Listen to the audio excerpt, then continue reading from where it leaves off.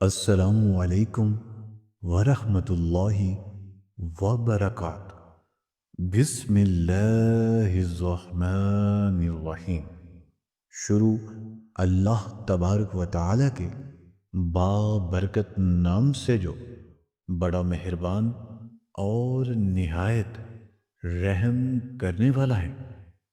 مسجد نبوی صلی اللہ علیہ وآلہ وسلم سے اذان کی صدائیں بلند ہوئیں تو مدینہ کے باسی اپنے تمام کام کاج چھوڑ کر مسجد نبوی کی طرف دوڑ پڑے۔ آج اذان معمول کے وقت سے پہلے دی گئی تھی، جس کا بہت سے لوگوں نے احساس بھی کیا، اگرچہ ابھی نماز کا وقت باقی تھا، چونکہ بلانے والا اللہ کا گھر تھا۔ اللہ عز و جل اللہ تبارک و تعالی کا گھر تھا، اس لیے کسی نے دیر نہ کی اور بغیر سوچے سمجھے سب مسجد میں حاضر ہو گئے۔ یہ کوئی عام موقع نہیں تھا۔ آقا دو عالم شفیع معظم حضرت محمد مصطفیٰ نبی اکرم صلی اللہ علیہ وآلہ وسلم کا یہ طریقہ تھا کہ جب بھی صحابہ کرام رضی اللہ تعالی عنہم کو کسی خاص معاملے سے آگاہ کرنا ہوتا تو حضرت بلال حبشی رضی اللہ تعالی عنہ کو اذان دینے کا حکم فرماتے۔ جیسے ہی اذان دی جاتی، صحابہ کرام اپنے تمام امور ترک کر کے فوراً مسجد پہنچ جاتے۔ آج بھی ایسا ہی معاملہ درپیش تھا۔ نبی کریم صلی اللہ علیہ وآلہ وسلم کے چہرہ مبارک پر مسرت کے آثار نمایاں تھے، اور صحابہ کرام سمجھ گئے کہ کوئی نہایت اہم خبر ہے جس کے بارے میں انہیں اطلاع دی جانی ہے۔ جب تمام صحابہ کرام، تمام لوگ جمع ہو گئے تو آقا دو عالم حضرت محمد مصطفیٰ رسول اللہ صلی اللہ علیہ وآلہ وسلم منبر انور پر جلوہ افروز ہوئے اور ارشاد فرمایا، کیا تم جانتے ہو کہ میں نے تمہیں جمع کیوں کیا ہے، یا پھر آپ لوگوں کو یہاں آنے کی اطلاع کیوں دی ہے؟ تو سب لوگوں میں، سب صحابہ کرام میں تجسس پھیل گیا اور انہیں اس بات کا اشتیاق ہوا کہ کوئی خاص خبر یا کوئی خاص بات ہے۔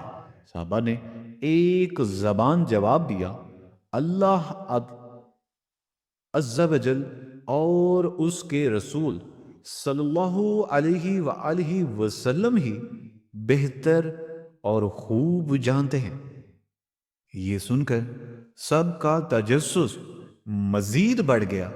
ہر کوئی ہمدن گوش تھا اور دل میں یہ سوچ رہا تھا کہ آخر وہ کون سی خوشخبری یا کون سی اہم بات ہے یا پھر اہم خبر ہے جسے سنانے کے لیے نبی اکرم آقا دو عالم شفیع معظم حضرت محمد مصطفیٰ صلی اللہ علیہ وآلہ وسلم اتنے مسرور اور اتنے خوش ہیں۔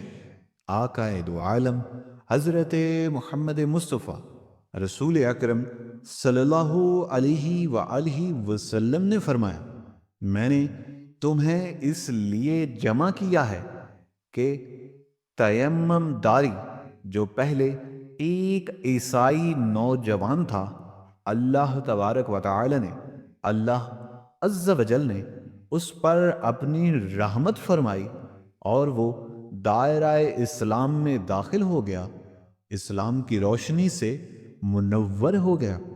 وہ میرے پاس آیا، اس نے اسلام قبول کیا اور بیعت کی۔ اپنی گفتگو کے دوران اس نے مجھے ایک واقعہ سنایا جو میں تمہیں سنانا چاہتا ہوں، اور یاد رکھو میں پہلے بھی تمہیں اس بارے میں خبردار کر چکا ہوں، یعنی یہ معاملہ پہلے بھی آپ کے سامنے رکھا جا چکا ہے۔ اس سب کے بعد آقا دو عالم حضرت محمد مصطفیٰ نبی کریم صلی اللہ علیہ وآلہ وسلم نے نہایت دلچسپ اور حیرت انگیز انداز میں تیمم داری کا واقعہ بیان فرمانا شروع کیا۔ سب کے سب صحابہ کرام بڑے اہتمام کے ساتھ سننے لگے۔ مسافر خاموشی سے عجیب و غریب جانور کے پیچھے چلنے لگے۔ وہ درختوں کے درمیان ایک راستے سے گزرتا ہوا ایک قدیم محل کے سامنے جا رکا۔ محل کو چاروں طرف سے اونچے درختوں نے گھیر رکھا تھا۔ مسافروں نے حیران نظروں سے پہلے ایک دوسرے کو اور پھر جانور کو دیکھا، جو آگے بڑھ کر ایک بڑے دروازے سے اندر داخل ہو گیا۔ مسافر بھی اس کے پیچھے چل پڑے۔ چلنے کے بعد محل کے اندر ایک خوفناک ڈرا دینے والا منظر ان کا منتظر تھا۔ وہاں ایک دیو کامت آدمی، جسے دیکھنے سے بھی خوف آتا تھا، زنجیروں میں جکڑا ہوا تھا۔ اس کی جسامت اتنی غیر معمولی تھی کہ مسافروں نے پہلے کبھی ایسا شخص نہیں دیکھا تھا۔ اس کے ہاتھ لوہے کی زنجیروں سے گردن کے ساتھ بندھے ہوئے تھے، اور اس کے پاؤں میں بھی گھٹنوں تک جکڑے ہوئے تھے۔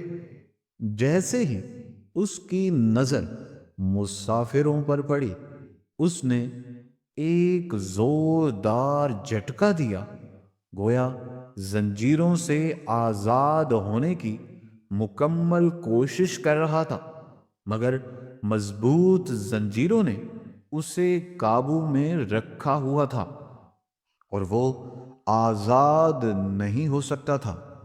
مسافر حیرت میں ڈوبے کھڑے تھے۔ یہ جزیرہ ان کے لیے ایک نا ختم ہونے والا معمہ بن چکا تھا۔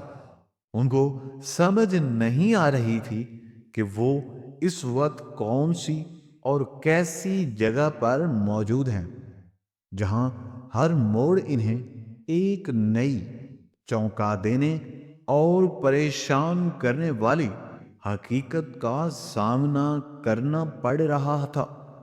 ایک مسافر نے ہمت کر کے سوال کیا، کم بخت، تو ہے کون؟ اپنا تعارف کرواؤ۔ زنجیروں میں جکڑے اس عجیب آدمی نے مسکرا کر جواب دیا، یہ تو تمہیں معلوم ہو ہی جائے گا، لیکن پہلے تم اپنا تعارف کرواؤ کہ تم کہاں سے آئے ہو اور تم کون ہو۔ مسافر نے جواب دیا، ہم عرب کے رہنے والے ہیں اور جذام کے قبیلوں سے تعلق رکھتے ہیں۔ ہم سمندر میں سفر کر رہے تھے کہ اچانک سمندر میں ہلچل مچ گئی، تیز ہوائیں شروع ہو گئیں اور طوفان آ گیا۔ ہماری کشتی بھنور میں پھنس گئی، ہم وہاں سے نکل نہیں سکے۔ 3 دن تک ہم سمندر میں بے یارو مددگار پھرتے رہے اور بالآخر اس جزیرے پر آ پہنچے۔ یہ سنتے ہی قیدی بولا، اچھا مجھے نخلستان بسام کے بارے میں بتاؤ، وہاں کھجوروں کے درخت پھل دے رہے ہیں یا نہیں؟ یعنی کہ وہاں جو کھجوروں کے باغات ہیں ان سے کھجور کی پیداوار ہو رہی ہے یا نہیں؟